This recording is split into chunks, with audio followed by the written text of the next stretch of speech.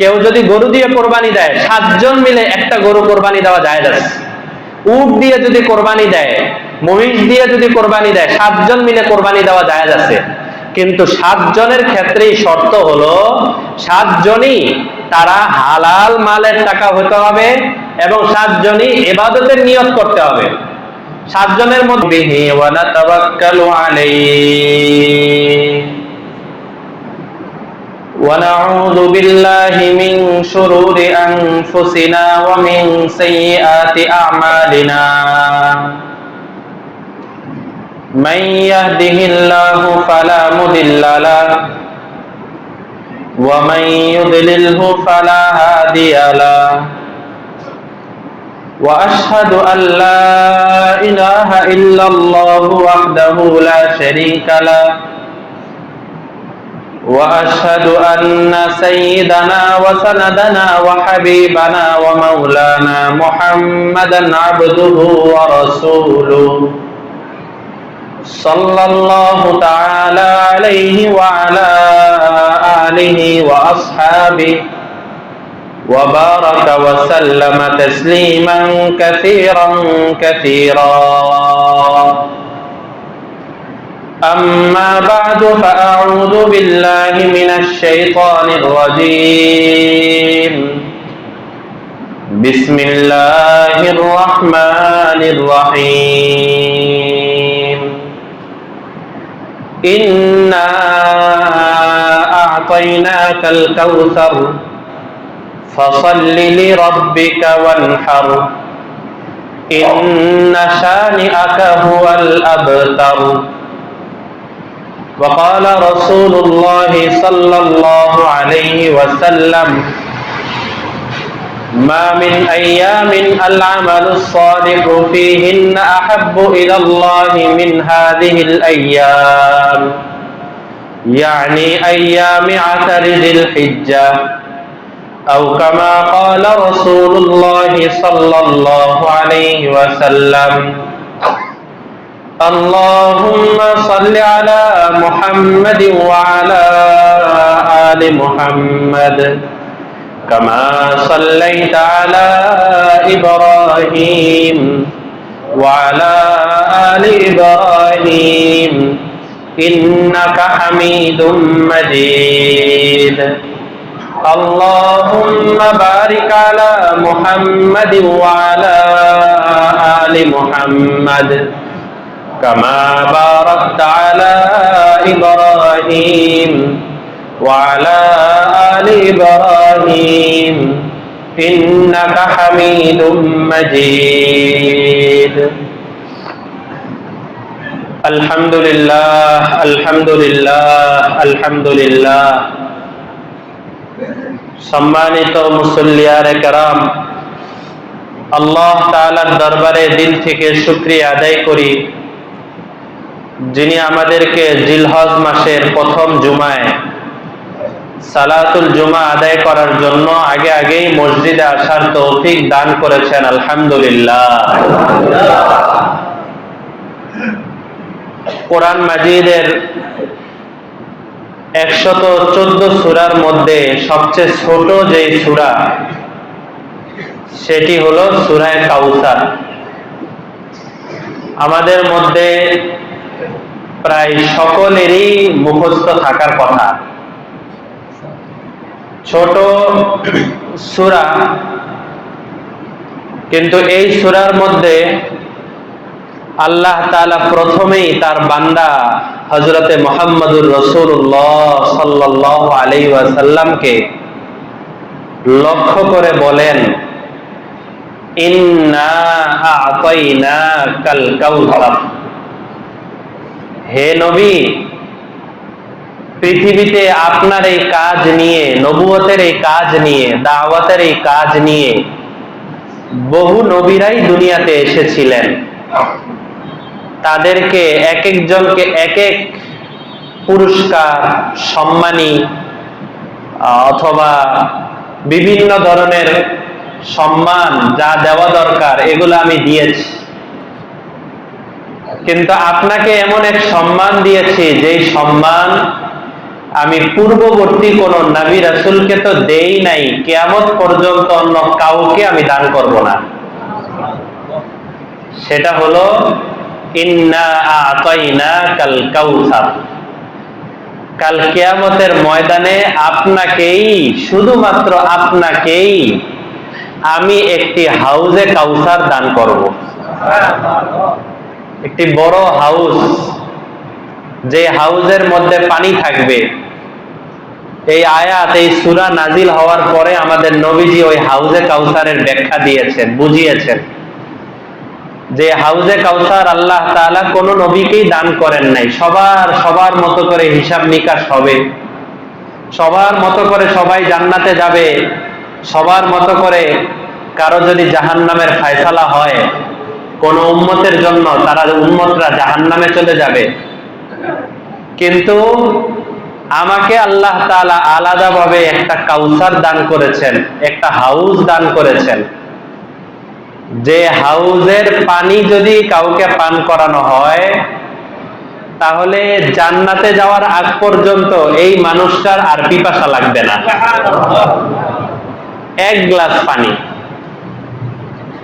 Glass পানি খাইতে পারলে নবীজি বলেন আহলা মিনাল আসাল, মধুর চাইতে অনেক মিষ্টি হবে, দুধের চাইতে অনেক সাদা হবে। এই হাউজে কাউসারের সামনে আলাদা একটা আসন থাকবে, গদি থাকবে, চেয়ার থাকবে, সেখানে আমি বসা থাকব। আর আমার মোবারক হাত দিয়ে ফেরেশতারা চতুর্দিকে থাকবে। থাকার পরে এক গ্লাস করে পানি তুলে দিবে আমার হাতে। আর আমার উম্মতরা এক একজন আমার কাছে এসে সাক্ষাৎ করতে থাকবে। আসার পরে এই পানিটা যে খাইতে পারলো তাহলে তো নিশ্চিত সে জান্নাতি। জান্নাতে যাওয়ার আগে আর পিপাসা লাগবে না। এই কথার কি তর্জমা, কি ব্যাখ্যা বলেন? নিশ্চিত জান্নাতি না? তো নবীজি এক একজনকে পান করাতে থাকবেন, এক একজনকে হাউজে কাউসার থেকে এক গ্লাস পানি শুধু। এখন তো আমাদের কাছে এটা স্বাভাবিক মনে হয়, কিন্তু দুনিয়াবি বিভিন্ন মামলা মুকদ্দমা বলেন, অথবা অত বড় কিছু নাই বলেন, একটা টিকিট কাটার কথাই বলেন, একটা রেলগাড়ির টিকিট কাটবেন, এই জন্য লম্বা সিরিয়াল ধরে আপনি গেলেন। যাওয়ার পরে টিকিট কাউন্টারের মূল জায়গায় যাওয়ার পরে বলে কি একটা কাগজ বাকি আছে, এই কাগজ আসার আগ পর্যন্ত আপনি টিকিট পাবেন না। তখন কতটা কষ্ট লাগে, বিরক্ত লাগে যে 1 ঘন্টা 2 ঘন্টা ধরে সিরিয়াল ধরে দাঁড়িয়ে থাকলাম একটা কাগজের জন্য। স্যার আপনি একটু সাইনটা দিয়ে দেন না। না না না, সাইন হবে না। কত বিরক্ত লাগে, কত কষ্ট লাগে। দেখা যায় অফিস আদালত বিভিন্ন ধরনের পাসপোর্ট ইত্যাদির কাজে লম্বা সিরিয়াল ধরে দাঁড়িয়ে আছি, সকাল থেকে দাঁড়িয়ে আছি, সেই 12টা বাজে সিরিয়াল পাওয়া গেল। এবার সামান্য একটু কোনো বানানের ত্রুটির কারণে বলে আপনার কাগজপত্র বাতিল, যে চেয়ারম্যান সাহেবের কাছ থেকে সব ঠিক করে নিয়ে আসেন, এরপরে আসবেন। তখন কতটা কষ্ট লাগে, কতটা খারাপ লাগে। নবীজি হাউজে কাউসারের গ্লাস ভরে ভরে যখন ফেরেশতারা নবীজির হাতে পানি তুলে দিবে, লম্বা লম্বা সিরিয়াল ধরে নবীজির এই কোটি কোটি উম্মতরা এক একজন অগ্রসর হবে। অগ্রসর হওয়ার পরে যখন নবীজির কাছাকাছি চলে যাবে, এখন হাউজে কাউসারের পানিটা নবীজির হাত থেকে পান করবে। ওই অবস্থায় নবীজি তার চেহারার দিকে তাকিয়ে দেখবেন, আমার চেহারার সাথে তো তোমার চেহারার কোনো মিল নাই। আমার মুখে দাড়ি আছে, তোমার মুখে দাড়ি নাই। আমার যে সুন্নত, আমার যে লেবাস, এর সাথে তো তোমার কোনো মিল নাই। আমার যে সুন্নত, যেই ভালোবাসা, যেই দরদ নিয়ে আমি দুনিয়াতে এসেছিলাম, তোমার মধ্যে তো ওই জিনিস কিছু নাই। 29 পারায় আছে ফাসুক্কা। নবীজি তখন বলে দিবেন সুক্কা সুক্কা সুক্কা।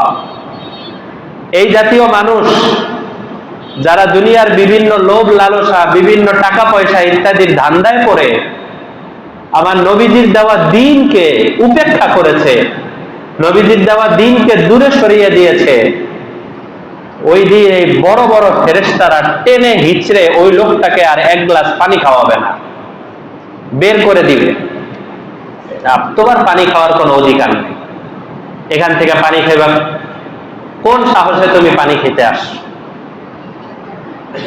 ওই সময় বুঝে আসবে যে এক গ্লাস পানির দাম কত বেশি, হাউজে কাউসারের এক গ্লাস পানির দাম কত বেশি। যারা এক গ্লাস পানি খেয়ে খেয়ে পার হয়ে যাবে, তাদের মুখের দিকে তাকিয়ে দেখবেন কি হাসি, কি খুশি, কি মজা। আর আমাকে, আমার মতো গুনাহগার যদি টেনে হিচড়ে নিয়ে যায় যে না তুই তো এই পানি খেতে পারবি না, নবীজির চেহারার সাথে চেহারাই মিলাইতে পারস নাই, নবীজির কাজের সাথে কাজের মিলাইতে পারস নাই, ইত্যাদি কথা বলে বলে যখন টেনে হিচড়ে নিয়ে যাবে, তখন ওই সময় আমার চাইতে বড় দুঃখী, আমার চাইতে বড় অসুখী আর কেউ নাই। আমি সবচেয়ে বড় নালায়েক, হতভাগা। তো এই আয়াতে আল্লাহ তাআলা বলেন ইন্না আতাইনাকাল কাউসার, অন্য সব উম্মতরা তারা হিসাব দিবে, হিসাব দেওয়ার পরে জান্নাতে যাবে, হিসাবে ঠকে গেছে জাহান্নামে চলে যাবে। আপনার উম্মতেরও হিসাব হবে, তবে যেই বান্দারা হাউজে কাউসারের এক গ্লাস পানি আপনার হাত থেকে খেতে পারবে, তাদের তো আর কোনো হিসাব নিকাশ নাই, তাদের তো পিপাসাই লাগবে না, তারা এমনিই জান্নাতে চলে যাবে। এরপরে আল্লাহ তাআলা যেই কথাটি বলেছেন ওইটা মূলত আমার আজকে বলা উদ্দেশ্য। আমাদের সমাজে একটা নিয়ম আছে, মাঝে মধ্যে এমন হয় যে কেউ যদি কাউকে অনেক বড় একটা নিয়ামত দেয়, বড় একটা উপকার করে, পরে বলে যে আমি তোমাকে এই কাজটা করছি না, আমি তোমাকে এই জিনিসটা দিছি না, তুমি আমার এই একটা কাজ করতে পারবা না, এই কথাটা বলে না অনেক সময়। ঠিক সূরা কাউসারের কথার ধাঁচটাই অনেকটা এমন।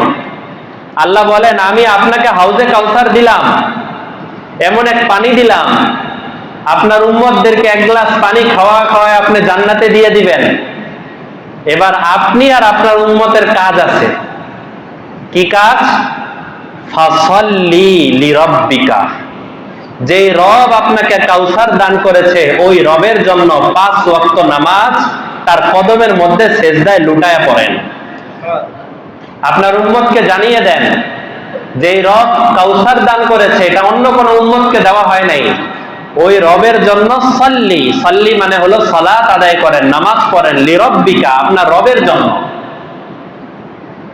2 নম্বরে আল্লাহ বলেন ওয়ানহার, আর আমার পক্ষ থেকে যখন কোনো আদেশ চলে আসবে তখন পশুর গলার মধ্যে নহর করে ফেলো। নহর মানে হলো উটের নহর হয়, যেহেতু সৌদি আরবের মধ্যে নহর অনেক বেশি প্রচলন ছিল, জবাইয়ের চাইতে ওনারা নহর বেশি ছিল। অর্থাৎ উট দাঁড়ানো অবস্থায় থাকে, ওই অবস্থায় উটের গলা হালকা আদর করলে উটের গলা মাথা উঁচু করে ফেলে আদর পেয়ে, ওই অবস্থায় খুব ধারালো একটা ছুরি দিয়ে উটের গলার নিচের অংশে একটা পোজ দিতে হয়, পোজ দিলে তার চামড়াটা নিচে পড়ে যায় আর গলার থেকে দরদর করে রক্ত পড়তে থাকে, পরে হালকা 1-2টা দৌড় দিয়ে উট পড়ে যায়। উটের জবাই করার নিয়মই এটা, এটাকে জবাই বলে না, এটাকে বলে নহর। তো উদ্দেশ্য হলো ওয়ানহার, আমার জন্য নামাজ পড়েন আর আমার জন্য কোরবানি আদায় করেন।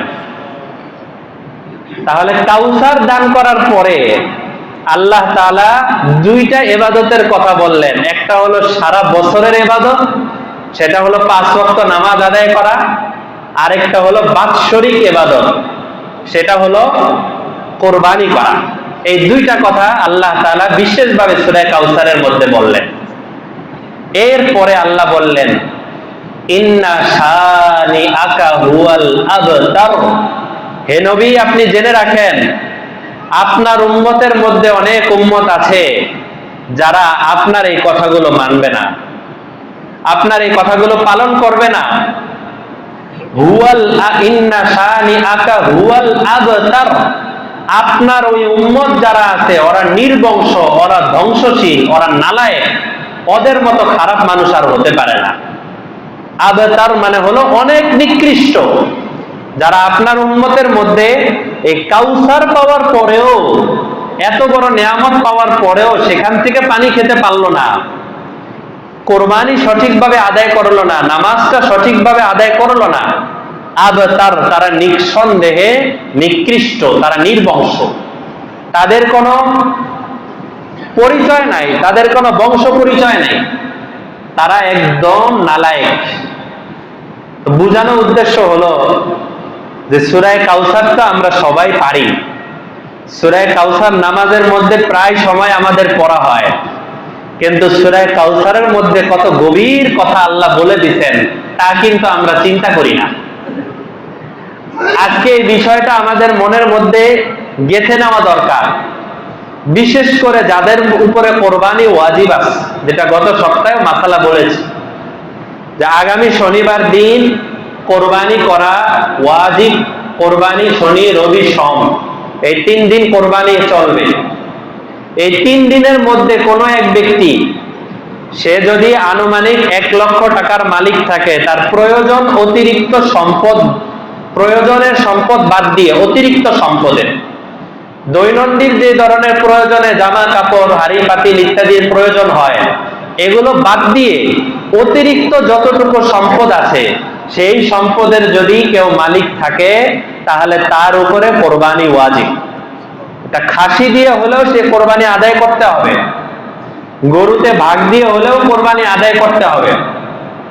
এরকম কোনো সুযোগ নাই যে এই বছর তো একটু ঋণ আছি, বা এই বছর তো একটু অত ভালো অবস্থায় নাই, ব্যবসা বাণিজ্য ভালো না, তাকে এই বছর কোরবানি না দিলাম। অথবা টাকা পয়সা আছে, জমি জমা আছে, সব আছে, কিন্তু নিজের নগদ টাকা পয়সা অত নাই, কিন্তু সে তার যে সম্পত্তি আছে ওই সম্পত্তি 1 লাখ টাকার চাইতে বেশি, তাহলে তার উপরেও কোরবানি ওয়াজিব। যেই সম্পত্তি প্রয়োজন অতিরিক্ত পড়ে আছে, জায়গা জমি, গ্রামগঞ্জে বাপ দাদাদের ভিটা বাড়ি পেয়েছেন, জায়গা জমি পেয়েছেন, এবং সেটা 1 লক্ষ টাকার চাইতে কম দাম, এরকম মানুষ খুব কম। 1 লক্ষ টাকার চেয়ে বেশি 2 লাখ 3 লাখ 5 লাখ টাকার, মানে যাদেরকে গরিব ধরা হয় তারাও দেখবেন জমি জমা হিসাবে 4-5 লাখ টাকার জমির মালিক আছেন, এরকম আছে না? কিন্তু তারা তো কোরবানি করে না, তারা তো খাসি কোরবানি করে না, বরং কোরবানির দিনে আরো অপেক্ষায় থাকে, আমাদেরকে কেউ গোশত দেয় না, আমাদেরকে কেউ খেয়াল রাখে না, এই ধরনের শিকায়ত করে, অথচ তার উপরে কোরবানি ওয়াজিব। এই জন্য এই বিষয়ে আল্লাহ তাআলা যে বলছেন কাউসার যদি পেতে হয় নামাজ নিয়মিত করো, কোরবানি নিয়মিত করো। যাদের উপরে কোরবানি ওয়াজিব তাদের কোরবানি ঠিকই আদায় করতে হবে। ঠিক এক ফ্যামিলি থেকে, এটা গত সপ্তাহেও বলেছি, এক ফ্যামিলি থেকে 3 জন 4 জন মালিক আছেন, 3-4 জন মালিক থাকলে 3-4 জনের উপরেই কোরবানি ওয়াজিব। এমন না যে আমাদের বাসার থেকে একটা ভাগ দিয়ে দিলাম, বাস ওই ভাগ থেকে, অথবা আমাদের একটা খাসি কেনা হইলো, তো খাসি কেনা হইছে, তো বাবার নামে ওই খাসি জবাই করা হলো, ছেলেও বিজনেস করে, আরেক ছেলেও বিজনেস করে, আরেক ছেলেও বিজনেস করে, সবাই মোটামুটি টাকা পয়সার মালিক, কিন্তু একটা খাসি কোরবানি দিয়ে মনে করে যে আমাদের কোরবানি আদায় হয়ে গেল না। সবার জন্য আলাদাভাবে কোরবানি করতে হবে, এটা কঠিন মাসালা। আমি একবার একজনের কাছে এটা বলেছিলাম এই মাসালাটা, উনি বলতেছেন যে হুজুর ব্যাপারটা কি এতটাই সিরিয়াস, বিষয়টা কি এতটাই কঠিন?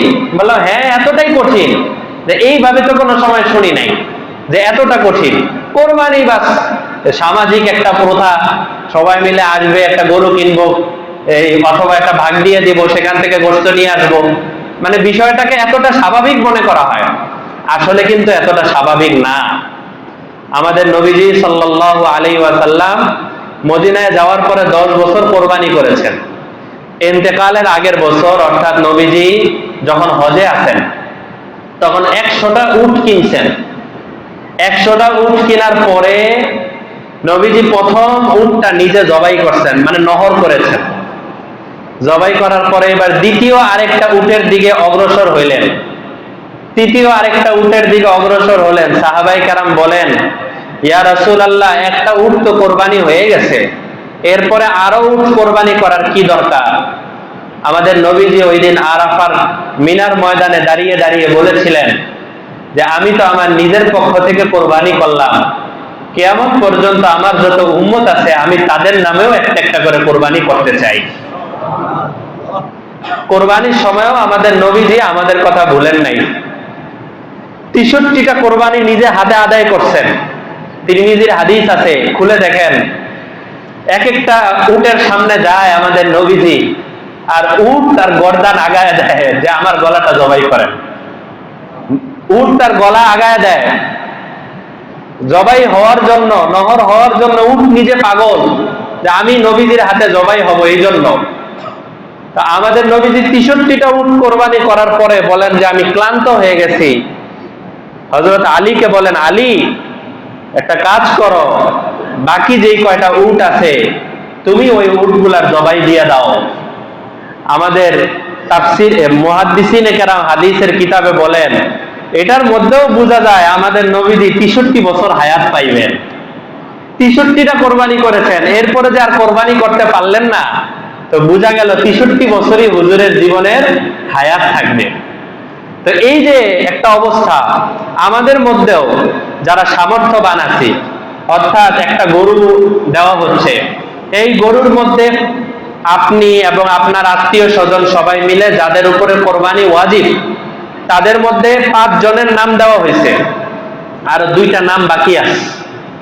এই 2টা নাম নবীজি সাল্লাল্লাহু আলাইহি ওয়াসাল্লামের নামে কোরবানি দিয়ে দেন। নবীজি আমাদের নামে কোরবানি দিয়েছেন, আমরা নবীজির নামে যদি কোরবানি দেই এটা কোনো নাজায়েজ না, এটা আরো ভালো, এটা উত্তম।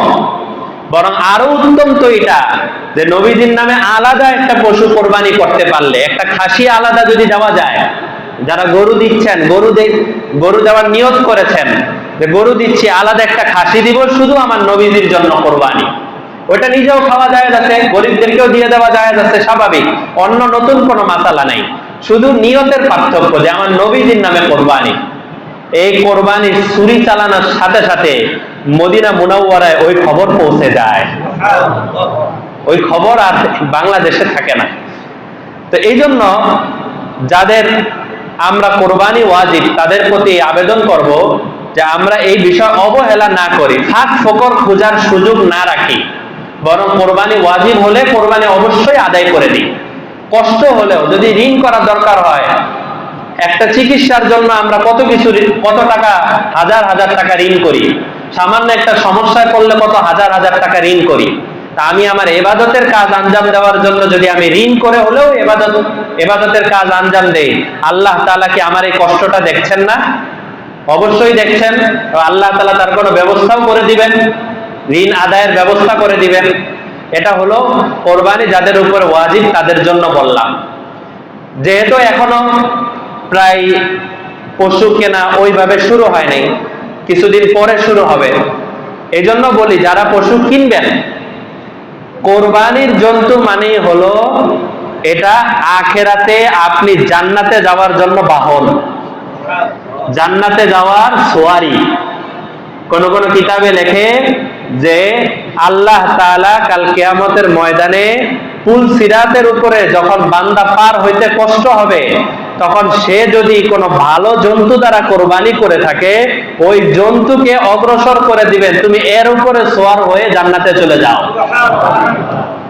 ওই সময় এরকম হবে না যে গরুর উপরে সোয়ার হলে কেমনে জান্নাতে যাব, না, আল্লাহ তাআলা শক্তি দিয়ে দিবেন, এটা জান্নাতে যাওয়ার সোয়ারি। যেহেতু এটা জান্নাতে যাওয়ার সোয়ারি, তাই যার যার সামর্থ্য অনুযায়ী একটু ভালোটাই কেনার চেষ্টা করা, নরমালটা বা যেটা অত চলে না এরকম জিনিস না কেনা। বিশেষ করে কিছু কিছু জন্তু তো এমন আছে যেটা দিয়ে কোরবানি করলে কোরবানি আদায়ই হবে না। যেমন গরু, যারা কোরবানির নিয়ত করেছেন, গরু যদি 2 বছরের নিচে হয় তাহলে ওই গরু দ্বারা কোরবানি করা আদায় করলে কোরবানি সই হয়। এখন এমনও হতে পারে যে আজকাল তো এখন অনেক সমস্যা, বিভিন্ন ধরনের ভেজাল দিয়ে, বিভিন্ন দিয়ে স্বাস্থ্য মোটা বানিয়ে ফেলে, 2 বছরের মতো দেখা যায়। এটার একটা আলামত হলো যে দাঁত পড়ে আবার উঠছে কিনা, এটা একটা আলামত, বাকি এটা নিশ্চিত কোনো কিছু না। অনেক সময় এমন হয় যে 2 বছরের গরু কিন্তু এখনো দাঁত পড়ে নাই, এমন হতে পারে। যদি জানা থাকে আমার যারা গ্রামে কোরবানি করবেন, জানা আছে যে আমার বাড়ির পাশের গরুটা এটা 2 বছরের বেশি হয়ে গেছে কিন্তু দাঁত পড়ে নাই, নিশ্চিত জানা আছে, তাহলে নিতে পারেন। কিন্তু হাটে যাওয়ার পরে, আমাদের ঢাকার বা আশেপাশের হাটে যাওয়ার পরে ব্যাপারীরা যতই বলুক যেটা 2 বছরের বেশি হয়ে গেছে কিন্তু দাঁত পড়ে নাই, ওইটার উপরে বিশ্বাস করা কঠিন। কারণ এত মিথ্যা কথা অনেক সময় বলে, স্পষ্ট ভাবে বলে 4টা দাঁত, পরে মুখ খোলার জন্য বাধ্য করা হলে দেখা যায় একটাও দাঁতে নেই। এরকম অনেক সময় হয়। এই জন্য আমার যে বয়স আছে, শরীয়ত নির্ধারিত যে বয়স আছে, এই বয়সের চাইতে বেশি হতে হবে। এই বয়সের চেয়ে কম হলে সেই গরু দ্বারা কোরবানি আদায় সই হবে না। ঠিক তেমনি ভাবে খাসির ক্ষেত্রে 1 বছর, অর্থাৎ এটাও দাঁত দেখে নেওয়া, যথাসাধ্য চেষ্টা করা। যদি কান কাটা থাকে অর্ধেকের বেশি, লেজ কাটা থাকে অর্ধেকের বেশি, অথবা চোখ অন্ধ, অথবা শরীরের মধ্যে এমন আঘাত যে তার হাঁটতে কষ্ট হয়, এই জাতীয় কোনো কিছু থাকে, তাহলে এর দ্বারা কোরবানি সই হবে না। আরেকটা হলো, মাঝে মধ্যে এমন হয় যে ট্রাক থেকে নামাতে গিয়ে একটা গায়ের মধ্যে স্পট লেগেছে, একটু হালকা দাগ লেগেছে, এমন যদি হয় তাহলে ওটা সমস্যা নেই, ওটা নিয়ে পেরেশান হওয়ার দরকার নেই। কিন্তু যেটা এমন সমস্যা, যে সমস্যাটা মারাত্মক, হাঁটতে কষ্ট হয়, কান নাই, বা একটা হলো লেজ জন্মই হয় নাই, সেটা একটা ভিন্ন বিষয়, আরেকটা হলো লেজ কাটা পড়ে গেছে অর্ধেকের বেশি, এটা সমস্যা। এই জাতীয় যে পশু থেকে বেঁচে থাকা, এটা আমাদের জন্য জরুরি। তো এই জন্য যারা কোরবানি পশু কিনবো, পশু কেনার আগে আমরা এই বিষয়গুলো একটু মাথায় রেখে এরপরে পশু কিনবো। আরেকটি কথা যেটা গত শুক্রবারেও বলেছি, যারা শরীকানা কোরবানি দিব, নবীজি বলেন আল বাকারাতু আন সাবআতিন ওয়াল জাযুরু আন সাবআতিন। আল বাকারাতু আন সাবআতিন, কেউ যদি গরু দিয়ে কোরবানি দেয়, 7 জন মিলে একটা গরু কোরবানি দেওয়া জায়েজ আছে। উট দিয়ে যদি কোরবানি দেয়, মহিষ দিয়ে যদি কোরবানি দেয়, 7 জন মিলে কোরবানি দেওয়া জায়েজ আছে। কিন্তু 7 জনের ক্ষেত্রেই শর্ত হলো 7 জনই তারা হালাল মালের টাকা হতে হবে এবং 7 জনই ইবাদতের নিয়ত করতে হবে। 7 জনের মধ্যে 6 জন হলো কোরবানির নিয়ত, আরেকজন হলো এমনি, ওই যে অন্যান্য সময়ে যেরকম একটু গোশত খাওয়ার জন্য কোরবানি, আমাকে এমনি একটা ভাগ দিয়ে দেয়, এটা কোনো কোরবানি না, আমি কোরবানি আলাদা দিচ্ছি, এমন যদি হয় তাহলে এটা সহি হবে না। কোরবানির নিয়তে সবাই শরীক হচ্ছে কিনা, 7 জনের মধ্যে সবাই কোরবানির নিয়তে শরীক হচ্ছে কিনা এটা নিশ্চিত হওয়া, এবং প্রয়োজনে বিশেষ করে আল্লাহ তাআলা 3 পারার 9 নম্বর পৃষ্ঠায় আমাদের তাফসিরে কয়েকদিন পরেই আসবে, আল্লাহ বলছেন যে তোমরা যখন লেনদেনের কোনো কাজ করো তখন পরিষ্কার কথাবার্তা বলে নাও, কারণ লেনদেন এমন জিনিস, এই জায়গায় মুখে শরম রাখলে বা মনের ভিতরে কোনো কথা রাখলে পরবর্তীতে ঝগড়ার সমস্যা থাকে। এই জন্য একটু কথা বলে নেওয়া যে ভাই আমরা শরীক হচ্ছি, একসাথে শরীকে থাকবো, আমরা সবাই যাতে হালাল টাকা থেকে দেই, এমন না সুদের টাকা থেকে যে বেতন পাইছি সেটা আমি কোরবানির মধ্যে দিলাম, অথবা ঘুষের টাকা থেকে কোরবানির মধ্যে দিলাম, বা এরকম হারাম মাল যেটা আত্মসাৎ হয়েছে এরকম আমি কোরবানির টাকার মধ্যে দিয়ে দিলাম। এই জাতীয় কাজ একজন করবে, কারণ জবাই তো হবে একটাই হবে 7 জনের নামে, একটা যখন হারামের উপরে হবে তখন বাকিগুলো হারামের উপরে হবে। তো এই জন্য হালাল মাল থেকে 7 জনের মাল যেন হয়, এই বিষয়টা একটু নিশ্চিত থাকার চেষ্টা করা। এগুলো হলো কোরবানি বিষয় সংক্রান্ত কথা। আর এই যে দিনগুলো চলতেছে, আজকে জিলহজ মাসের 2 তারিখ, গত সপ্তাহে বলেছি যে রমজান মাসের পরে আল্লাহ তাআলার কাছে সবচেয়ে বেশি পছন্দনীয় হলো এই 10 দিনের ইবাদত করা। এই 10 দিন, মা মিন আইয়ামিন, নবীজি বলে মা মিন আইয়ামিন আল আমালুস সালিহু ফীহিন্না আহাব্বু ইলাল্লাহি মিন হাযিল আইয়াম। এই দিনগুলোতে আল্লাহ তাআলার কাছে ইবাদত করার চাইতে অন্য কোনো প্রিয় জিনিস নাই। আল্লাহ তাআলার কাছে ইবাদত করাটাই অনেক প্রিয় জিনিস। এই জন্য আমরা এই দিনগুলো 10টা দিন, যাতে ঈদের কারণে আমার এই 10টা দিন সব ছুটে না যায়, যেটা বলেছিলাম যে যারা পারি তারা একদম 9 দিনই রোজা রাখার চেষ্টা করি। আর 9 দিন যদি রোজা রাখতে না পারি, আমাদের নবীজি 9 দিন রোজা রাখতেন, যদি 9 দিন রোজা রাখতে নাও পারি তাহলে ঈদের আগের দিন, অর্থাৎ কিবার পরে, শুক্রবার দিন অবশ্যই সবাই রোজা রাখার চেষ্টা করব, নিজেদের মা বোনদেরকে রোজা রাখানোর চেষ্টা করব। নবীজি বলেন আহতাসিবু আলাল্লাহ, আল্লাহর কাছে আমি আশা করি আমার উম্মতরা যারা এই জিলহজে ঈদুল আজহার আগের দিন রোজা রাখবে, আল্লাহ তাআলা তাদের 1 বছর আগের এবং 1 বছর পরের সগীরা গুনাহ খাতা মাফ করে দিবেন। কত বড় সওয়াবের বিষয়! এজন্য ওই রোজাটা যাতে আমাদের না ছুটে, এই বিষয়টা বিশেষভাবে খেয়াল করব। আর এই কয়টা দিন জিকিরের কথা আল্লাহ রাসূল অনেক বলছেন, তাকবীর, তাহলিল, তাহমিদ, আল্লাহু আকবার, আল্লাহু আকবার, আলহামদুলিল্লাহ, লা ইলাহা ইল্লাল্লাহ, এই সমস্ত জিকিরগুলো করা। বিশেষ করে যদি সুযোগ থাকে তাহলে শেষ রাতে একটু ইবাদত করার চেষ্টা করা। আগে আগে উঠে একটু তাহাজ্জুদের নামাজ পড়ে আল্লাহ তাআলার দরবারে কান্নাকাটি করা। এই সময় অনেক বান্দারা এমন আছেন, আল্লাহ ওয়ালারা অনেকে এমন আছেন যারা এই শেষ 10 দিন রাতের বেলা ঘুমানি না। এই শুরু 10 দিনে, জিলহজ মাসের শুরু 10 দিনে তারা এই রাতের বেলা ঘুমানি না। রমজানের শেষ দশকে যেমন রাতের বেলা ঘুমান না, এই জিলহজ মাসের শুরু দশকেও রাতের বেলা ঘুমান না, শুধু ইবাদত করেন। তা আমরাও চেষ্টা করি এই 10টা দিন যাতে আমার ইবাদতের মধ্যে কাটে। আল্লাহ তাআলা আমাদেরকে সামনের যে কোরবানি আছে, কোরবানি এবং জিলহজের 10 দিনের ইবাদত পুঙ্খানুপুঙ্খানু আমল করার তৌফিক দান করেন। আগামী শুক্রবার ফজরের পর থেকে, মানে যেদিন আমরা রোজা রাখার নিয়ত করব ঈদের আগের দিন, ওই দিন ফজরের পর থেকে শুরু হবে শুক্র, শনি, রবি, সোম, মঙ্গল, এই মঙ্গলবার দিন আসর পর্যন্ত এই কয়েকদিন প্রত্যেক ফরজ নামাজের পরে একবার আল্লাহু আকবার, আল্লাহু আকবার, লা ইলাহা ইল্লাল্লাহু, আল্লাহু আকবার, আল্লাহু আকবার, ওয়ালিল্লাহিল হামদ অন্তত একবার জোরে পড়া। পুরুষদের জন্য জোরে পড়া ওয়াজিব, এজন্য জোরে পড়তে হবে। বাকি এত জোরে না পড়া যে পিছনের মাসবুকের নামাজের নষ্ট হয়, যারা 1 রাকাত 2 রাকাত পায় নাই তারা কেরাত এলোমেলো করে ফেলে, এত জোরে না পড়া, বাকি জোরে পড়া, নিজের কানে যেন নিজে শুনতে পাই। ঠিক মা বোনদের জন্য এই সময় এই তাকবীর গুলো পড়া ওয়াজিব।